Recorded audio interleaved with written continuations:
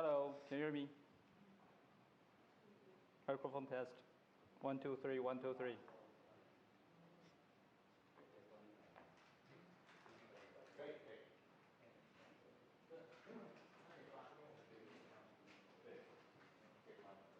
我上礼拜去知拓啊，然后全程戴口罩，讲完我头痛。会缺氧。哎呀。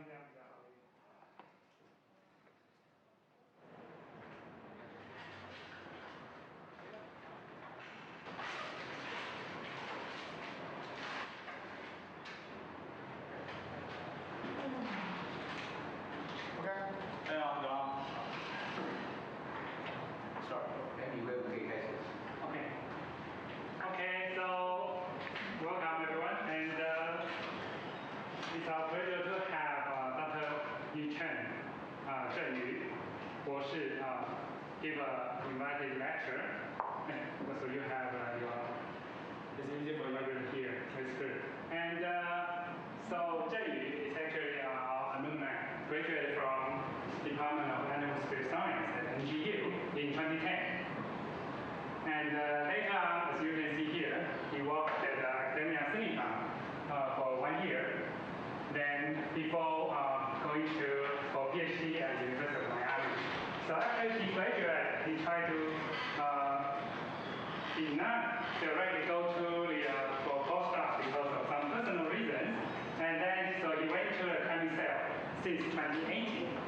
And yesterday I just saw the news about ClimaCell is proposing to launch its own satellite, which is quite exciting. I'm not sure whether you will tell us about this or not. But anyhow, I think, so right now he will give us some information about what he did and what he will do in the ClimaCell. And I think those information or those examples he provides should be very useful for you in terms of how the climate services work. And then maybe help you to organize your final projects. Okay, let's welcome Zhen Yu. So thanks for the introduction and invitation. So it's always a pleasure to be back. And I gave a similar talk like in Mandarin like a few weeks back. And I was caught by surprise that I have to give it again in English. So like Professor Lo said, I went to school in Miami, and the reason I chose Miami is not because of how good the researchers there were. It's just I like tennis a lot, and there was a huge tennis tournament. Yeah, and during my PhD, I did my research mainly in Python. So I think that's how I landed my current job in ClimaCell. So it's becoming a trend that in the field that people use more Python than MATLAB or any other languages. And I won't say that my research really make some significant contribution, but I was fortunate that I can combine my research interest, my research background, and my Python expertise to get a job, and which is related to the topic we're talking about today, climate service, or so far in ClimaCell we're doing more like weather services instead of climate service. So let me give you a brief intro. Intro about the ClimaCell. So two main problems that ClimaCell is set to address. First, not many people in the world have relevant knowledge to easily assess how weather data can impact them, their lives, their business. And not many people, like a lot of a huge fraction of the world, they have limited access to weather data, the quality weather data. For example, like in Africa or like India, people a lot of people doing farming, and it's very vulnerable to weather changes. But in those countries, it's very difficult for them to get quality weather data. Okay. So it's our mission to bridge the gap between weather forecast and the decision making. Specifically, how to convert the weather data into actionable insights that people can make decisions upon. And we also want to provide these insights actionable insights to the people in need, any corners of the world, to eliminate the inequality of weather data. So this is a brief history, timeline of the company. We were founded by 3 fighter pilots in Israeli Air Force. And during their missions, they learned that weather data can mean life and death. So after spending over 10 years in the military, they went to Boston area for business school. And it started from a class project.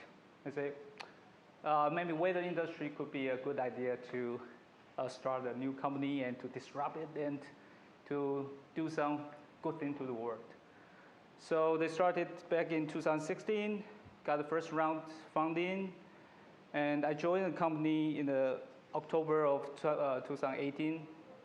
And 2 weeks later, we got 60 million funding. So that means the company is finally stabilized. We have longer timeline to look at. We can spend money to more more ambitious projects. And we were impacted heavily by the pandemic, like most of the world last year. So we got furlough some partners, some friends, but luckily in summer we got another 23 million funds. So that's why we can, like the professor mentioned, we have the new announcement the other day. We got more funding to launch those CubeSats into the orbit to better cover the world, to provide better data and which can be assimilated to models. And on top of some more prominent partners and clients that we currently have. Let's see how many you recognize. I think I recognize most of them. So to achieve our goals, I kind of think it in 3 folds or 3 layers. First, how to provide the quality, accurate weather data. And second, how to translate such data into insights that people can easily just checking a dashboard and they can make decisions. They don't have to read the forecast by themselves, or they don't have to consult some meteorologists that they have to hire. So, and the third, using our in-house software platform, we call it Hypercast. We can facilitate collaboration and drive actions easily.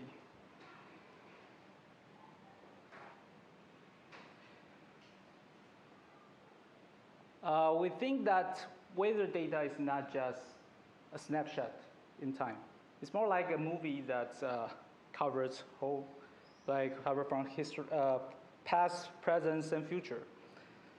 So we combine the model outputs, station-based observation, radar, and satellite imageries, as well as some unconventional weather data. We call it virtual sensors, or put in more fancier way, we call it weather of things, because weather can affect a lot of things, and we can use those effects to infer what was the weather condition. For example, the name ClimaCell came from cell phone towers. So we have a pattern to use the signal attenuation between cell phone towers to infer how much precipitation in between the towers, so that we can cover some areas that with no radar coverage, but we still can infer some rain information. Also, it's gone. I have to check the script. Also for forecasts, we blend different numerical models in different parts of the world to to provide accurate forecast in the future. And both the real-time current conditions and the forecast are going back into our historical archive. With this historical archive, we can fine-tune our insights using machine learning models, and we can constrain the model forecast in the future. So, to ensure the global coverage, since 2019, we worked tirelessly with our partners and various weather agencies to acquire weather data around the globe. Sometimes it's just like scraping radar images from some like little known websites. But sometimes it's signing contracts with major players like ECNWF to buy their data. And we even established like a non-profit arm to, to partner with the United Nations and the World Bank to get more data and to understand the needs of the people.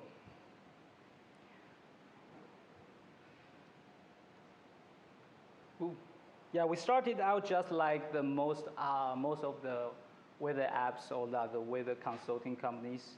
We think that when we get this data from the government and we repackage them, we build a beautiful websites and all the like interface like your mobile apps, and claim that our data is more accurate than the others. We can just sell. People just come to us, which is not the case. So we later learned that weather data are commodities. The key lies in how to bridge the gap between this data and making decisions. So we learn from our clients what they really care and what pain points a software platform like ours should solve. And that's how we came up with the idea of this insights library.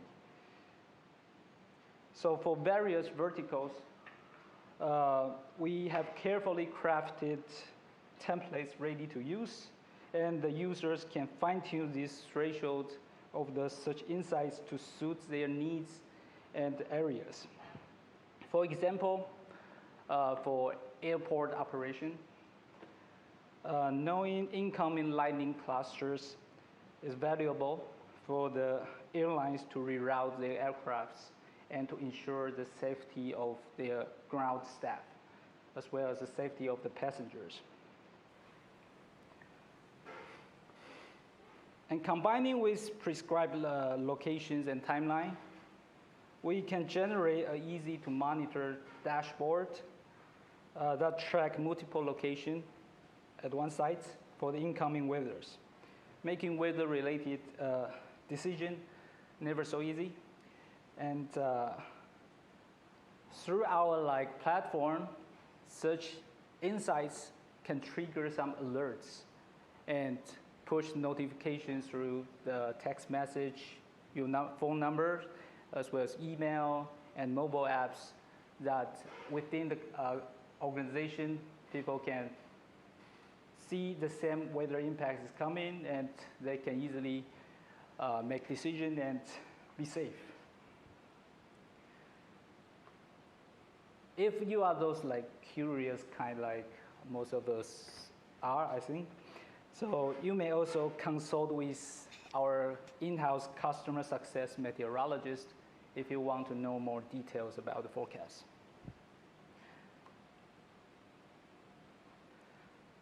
Our main product, as I mentioned previously, is a software platform called Hypercast.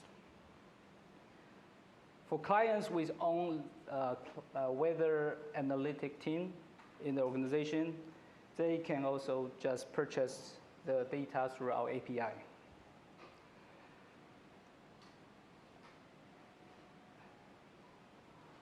And this is businesses lose millions of dollars every day because of confusing weather forecasts that leave operational teams with more questions than answers. What if you could predict how weather was going to impact your business so you could optimize your operational plans in advance? No, it's not going to do this down. But it's a beautiful ClimaCell is the animation, and all-in-one also weather super intelligence water. platform, using machine learning and predictive AI to help the world's leading brands turn weather data into business insights.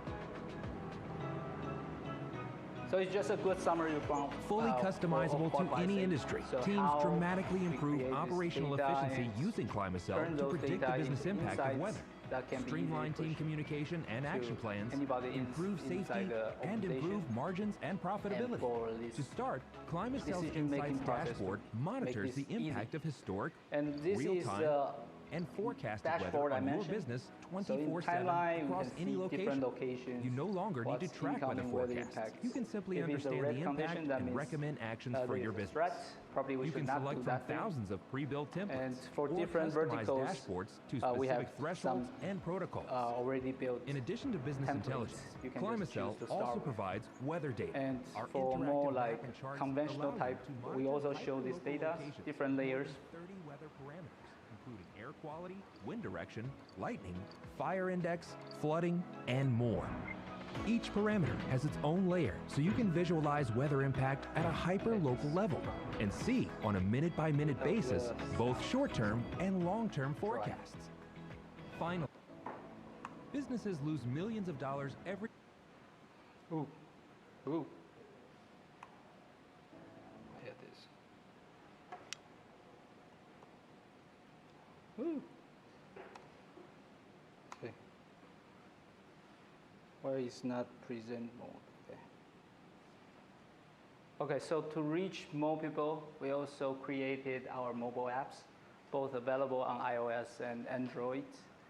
But I have to confess that it's not doing very well in Taiwan, just like most of other apps, because in Taiwan, who cares about Taiwan? Except the Central Weather Bureau, I guess. And so like most of the apps just use GFS. Yeah, but just check out. It's probably just a new interface that suits your need. Ooh, what's this about? So some of us may already know that there is how expensive it is to run those global weather models. So only very little agency, like government agency and organization like IBM can afford to do that. So most of the other like private players, they just repackage the data and try to sell them. We face the exact same challenge. So to tackle this, to differentiate us from the crowd, we explore and integrate more non-conventional data. We call them virtual sensors, like the cell phone tower thing I mentioned. Also, some interesting ones include the car sensors. There are like temperature and pressure sensor on the cars, and also drone observations. And there was once like very, I won't call dumb, but very interesting idea. We use the traffic cams to detect if the surface is wet or not, and to decide if it's raining in the past hour. Yeah, so we try to combine all like unconventional weather data into our model. And for the micro weather models, we call them as just some model post-processing that's combining all these unconventional data and different models from different agencies to ensure like high quality and accuracy. And the last part is how we turn this data into to display such data in our system and how to convert them into insights. That's part of the micro weather engine that's showing.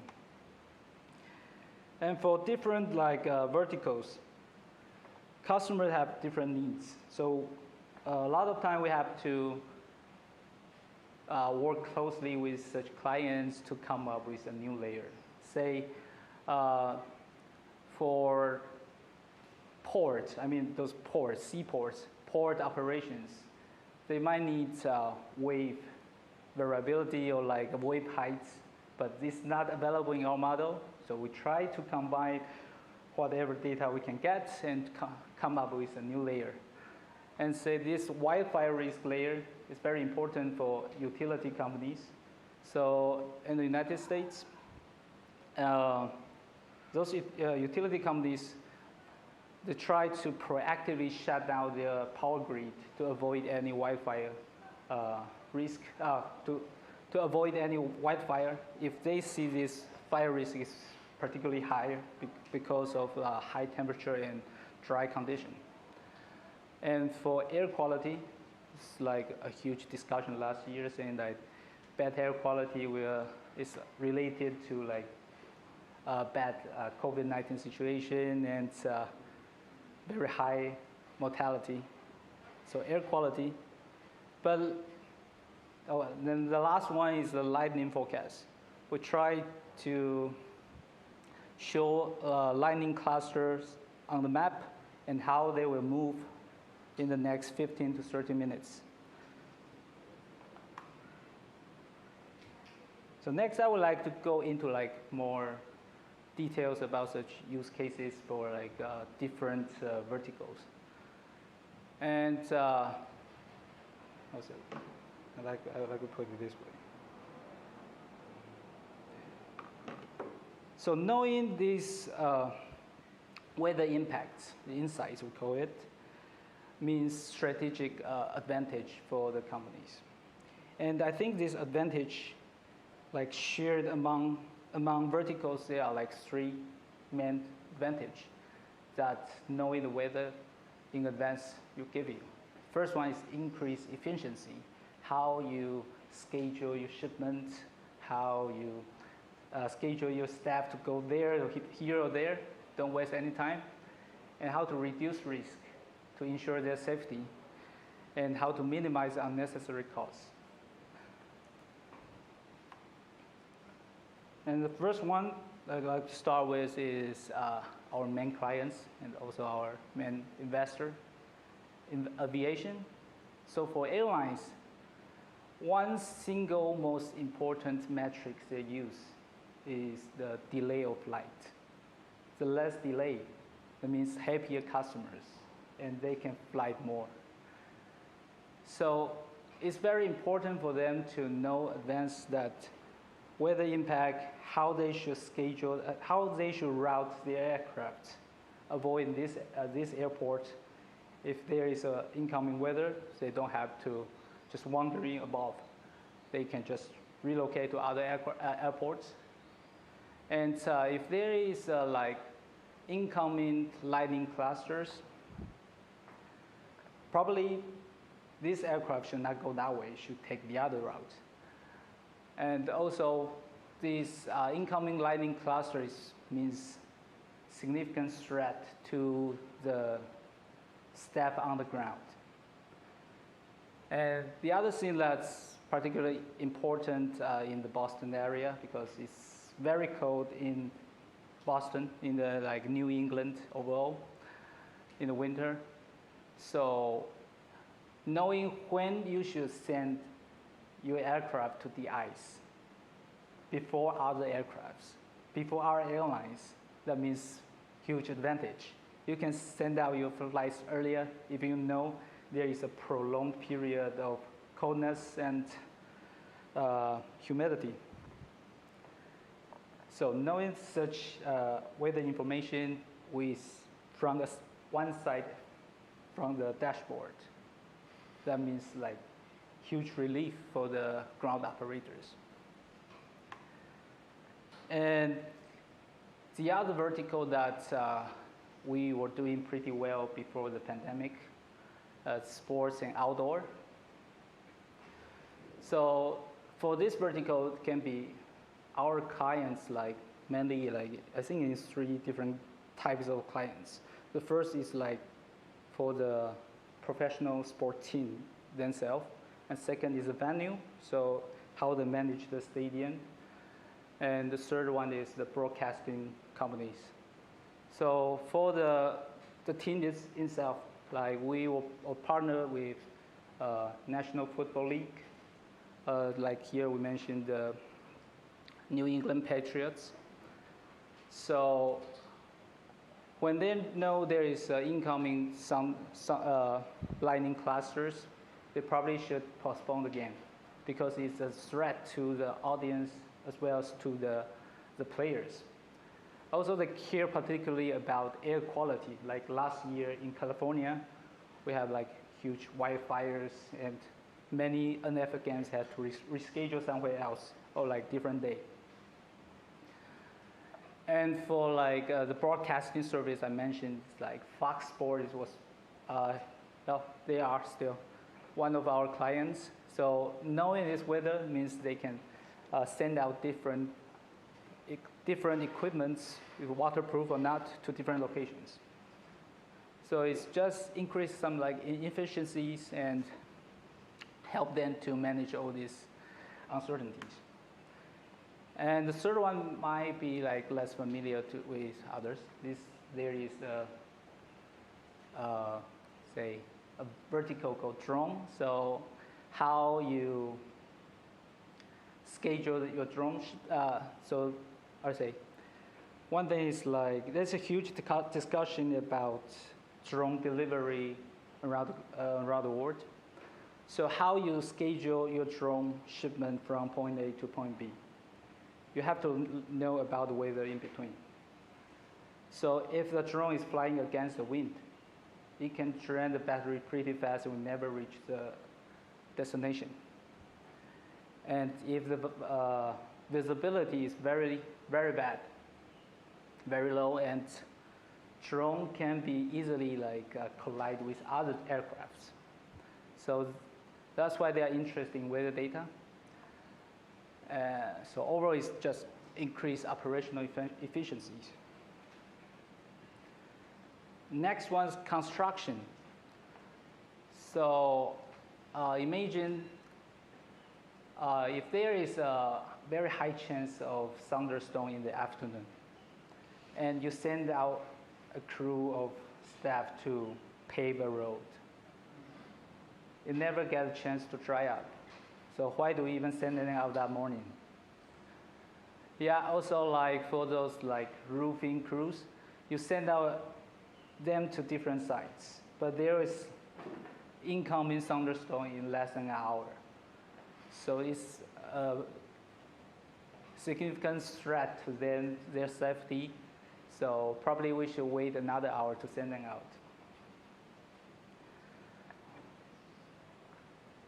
And I mentioned a lot of like verticals that's impacted a lot by pandemics, but this one is the new one we discovered during the pandemic. It's called on-demand. Again, on-demand is like kind of broad, but like there are like three main types, I would say. The first one is like those cab hailing like Lyft or Uber. And the second one is those delivery service like Foodpanda or like Uber Eats. And the last one is like shared bikes or scooters around the streets, around the city. So the first one. So little people know that Uber tried to increase their price when there is a high demand. And weather is one of the factors that will increase this demand. If there is like huge thunderstorm in this part of the city, so a lot of people just take Uber. Probably not in Taipei, we have MRT, but whatever. So yeah, so knowing this kind of weather, they can increase their price earlier, and they can send more drivers to the area to make more money. And for delivery service, knowing the weather between point A and B, they can provide a more accurate estimate of arrival time. And which means happier customers, less complaint.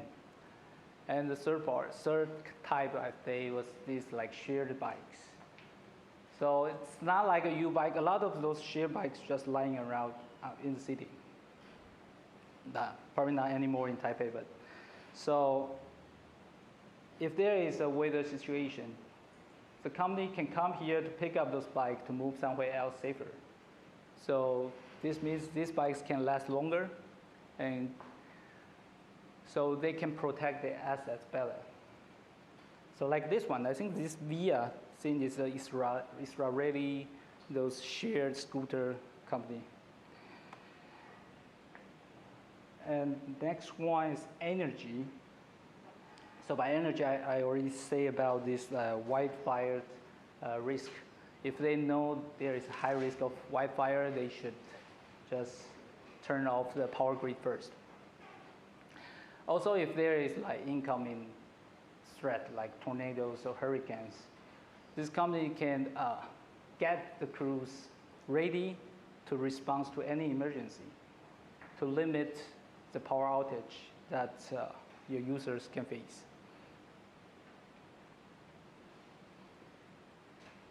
And in the last slide, I want to mention some more. That is a new slide I never showed. So the first use case, first vertical is smart cities. So we also collaborate with some local governments in the US. So we provide this data such as air quality. They're also very interested in flooding warnings. So this kind of data help them to manage these threats like in an easier way. Also, we can prepare the community or like proactively notify the community before this thing happens. And the second one is renewables. It's kind of belong to the energy part.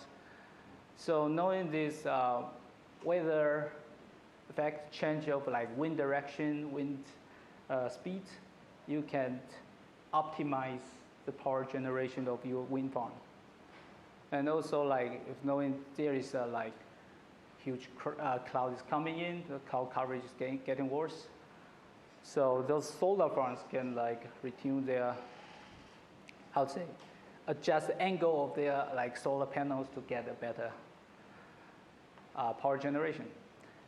And again, it can increase their crew safety and protect assets. And the last one, also like a huge hit like during the pandemic, is logistics. So people stay home, but they still need to get deliveries. So it's like a drone vertical. So knowing the weather between point A and B means a lot for those companies to routing. But for the logistic case, now we have a driver. So the safety of the driver is also very important. And last but not the least, the railway management. That one is also like very interesting. Do you guys know like what's the main threat to like this like railway shipments? That's a good one. But I mean like some like really bad thing that happened then. Heat is one of the factors. So the main thing is derailment. When they ship out their train, but the train can like fall down the railways. And one of the factors is the heat. Because the railroad can buckle, like if there is a high heat. And also like if there is a flood, the railway can be displaced. And the third one is, I also found this interesting, is the crosswinds. Because those trains with cargoes are pretty high, pretty tall. And if we have like crosswinds, just keep pushing the side, blowing the side of the train can fail off. So like knowing the weather information, also combining with their railways, the orientation of their airways, we can come up with these insights in a dashboard that is easy to track. So with one side, you can decide perhaps it's not a good idea for me to send the railway from through this way like tomorrow or something. Oh, someone's gone.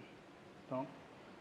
So if you are like still interested in this kind of like stories or like experience, we had a virtual event last September, like inviting our customers and partners to talk about them, which I think it was a huge success. And we are having another similar events in April. And all these like webinars, like video clips and summaries are available online.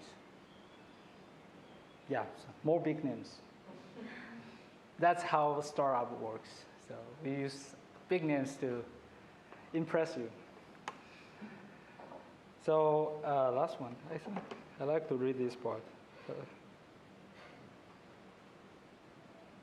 Hold on. So like to circle back to the subject of this course, the climate service. I have to say that personally, I only like recently learned about this term. So I Googled it like not long ago. And I noticed a very similar idea to the work that ClimaCell is doing. That is how to bridge in the gap between weather data and decision making, with a huge emphasis on collaborating with end users to provide better products. So although like in ClimaCell, we are doing it in a much shorter time scale instead of like climate change, or like, let me put it this way maybe. So at ClimaCell, we want to help people manage and mitigate weather volatility. And with the changing climate, this volatility is only likely to increase. So with ClimaCell, so you can take control. Thanks for your time and attention. Now I'm open to questions.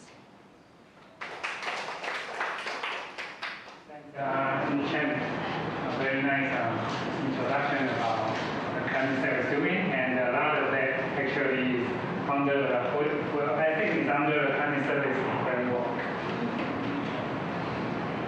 Good summarize what is about climate services. Well, open to anyone. Questions? Yes.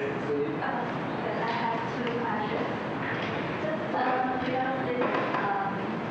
if you have cooperated many business, so you might have some in control. And I just checked your app, it is free. So yeah, how do you think about you supply the climate information to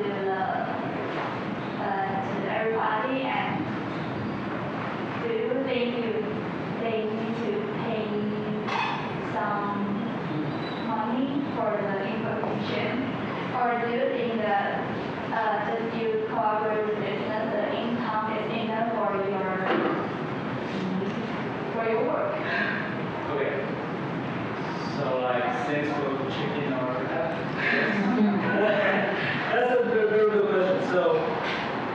So the thing is, we have two apps. One is Hypercast, like I mentioned, like the website with software, and the other is this like mobile apps. And the idea of this, having this mobile apps to reach more people, like average customers. But the Hypercast is like targeting Enterprises or like businesses. So they want that little advantage that can over other players that they can make money. So they are willing to pay for those information. But like most of the weather apps, that app has like advertisement, so we still get a little bit income through those. And it's also available if you don't like the advertisement, you can subscribe. That's also a like huge thing about all this like SaaS platform. It's all about subscription. Yeah, so I think it's not. I mean, to have a free software is not like contradicting to trying to sell these insights to the enterprises. It's only like make more people aware how this weather can affect their lives, and it's a process of education. It's a process of like public service, I guess. But yeah, check our app. Yeah. Tell me if you like it.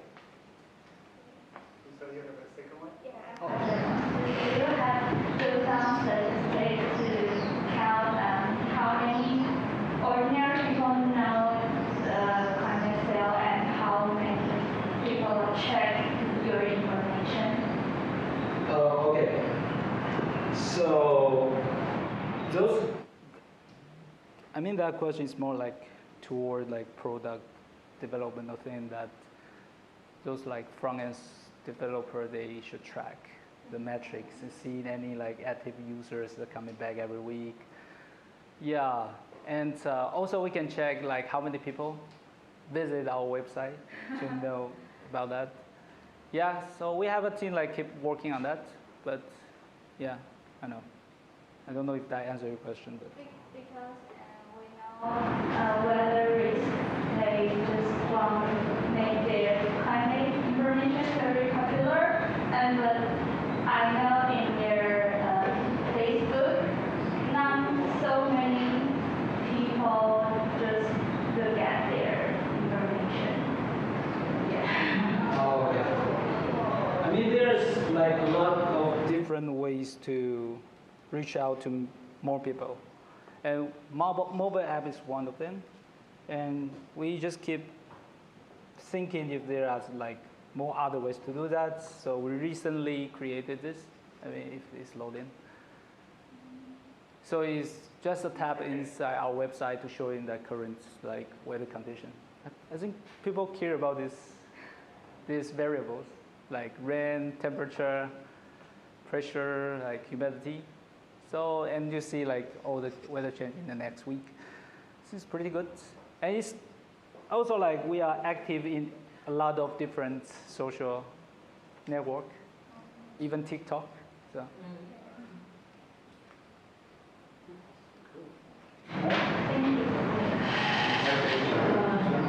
You made a lot of reference to providing reliable data prediction.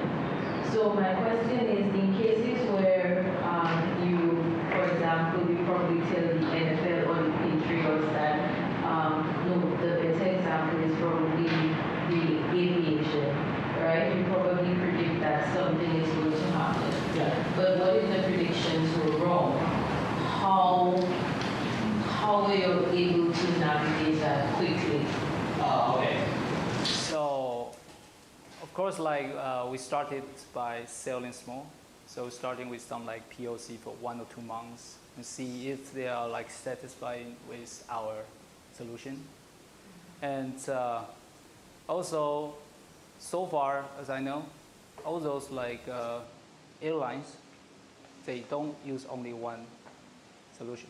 They have multiple ones in their like command room.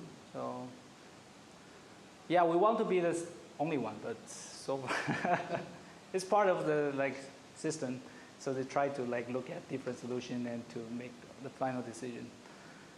Yeah, but like you say, how much the customer trusts us, that's a ongoing thing that's never gonna stop. So we have partners with some like third-party companies, also like schools, to try to validate our data. We don't want to do it in-house because people might question that.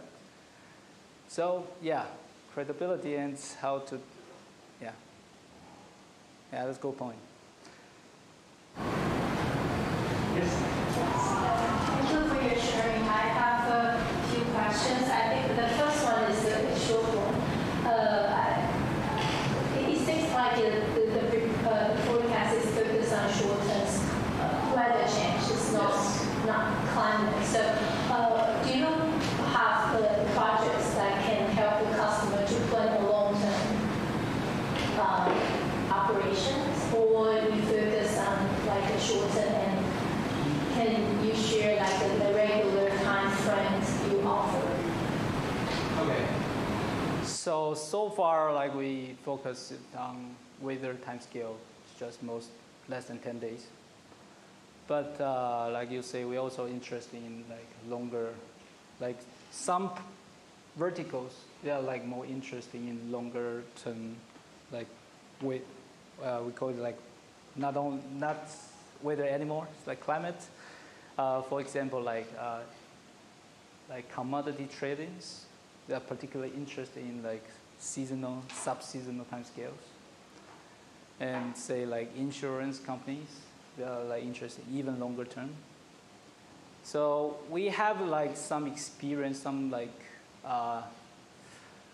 back and forth with them, but like never landed like huge contract with them. So far we don't have any working projects toward like longer time scales.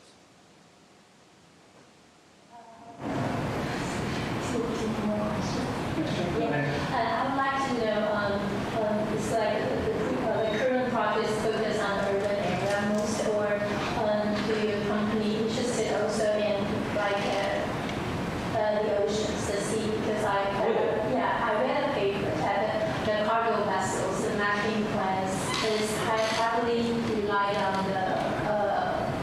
the weather on the sea. So it's like the aviation service.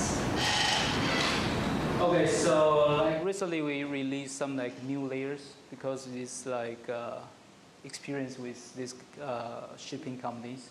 So we created like wave height or like layers. Like it's maybe probably is this one, I guess. I'm not looking into details or like wave direction or something. Some like new layers.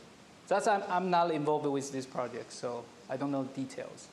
But like you say, they're like. We just recently like realized there's a huge interest about this sea surface data. So we probably will go into that with my,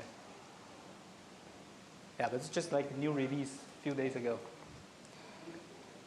Thank you. My last question is according to the previous experience happening in Taiwan. There is I think a high-speed way after more than 20 car crashes because they say the reason is because of the mist. So I'm just wondering if this can also be applied to be a pre-alarm systems for the land users. Yes, I think it's possible. So like, but you need more sensors. It's about the data. So model can say, oh, there's a high percentage of like flock in the area. But if you don't have the data, if you don't have a sensor nearby, you don't know if those like particulate matter is that really high will cause any mist in the morning. So yeah, we need more sensors so we can say anything about those. That's why we go to space. We need more sensors. I think that in that case, CWB came to say we only have one fault detection in that 61 highway. So I think they will install more soon. Because when we drive the highway, maybe 国道1号or 3号, when we pass through the 3E, you will see the sign showing be careful about the fog occurrence or something. But we didn't have this sign in the 61 highway yet. But I thought we have enough traffic cams in Taiwan, right? There's so many traffic cams on any like. Use the traffic cam to detect instead of fog detection. I mean, traffic cam is the easiest solution. Right? Yeah. I'm not sure whether we have that in 61. Or we can link to the navigation tool that when we enter to certain areas, it's not only tell you to lower your speeds, but also warn you that the fog coming. Yeah, this is how I think they did right now in 国道1号. Yeah, maybe Google Maps should buy or Any questions from audience?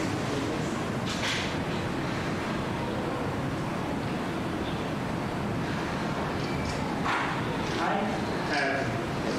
So you talk about that you need to know what the customers really need. Otherwise, we just put our figures. I can put other figures, but they don't like it. Or they don't know why. So you mentioned in your talk about these communications. Can you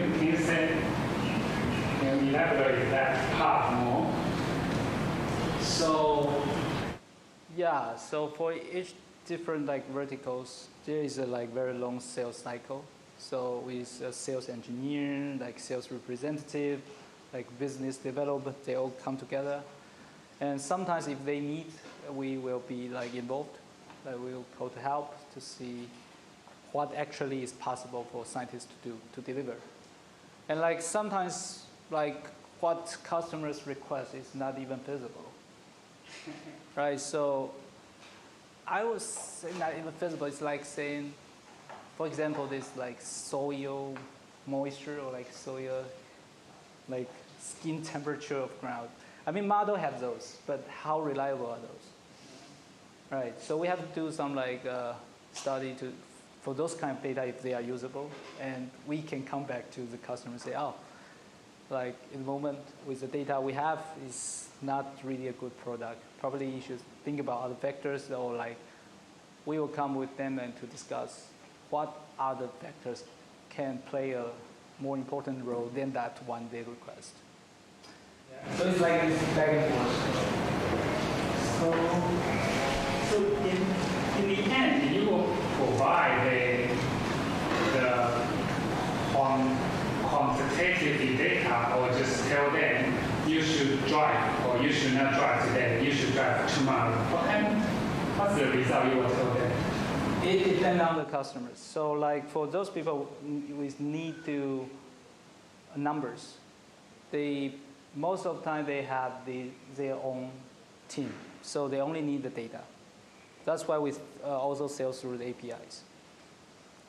And for the average companies or like people, so we don't really care about like 0.5 inch or 1 inch. Yeah. It's just big enough. So if you tell them that it's high risk, little risk, so that's probably enough for them. Okay. So it depends. It depends on how much you want. Okay.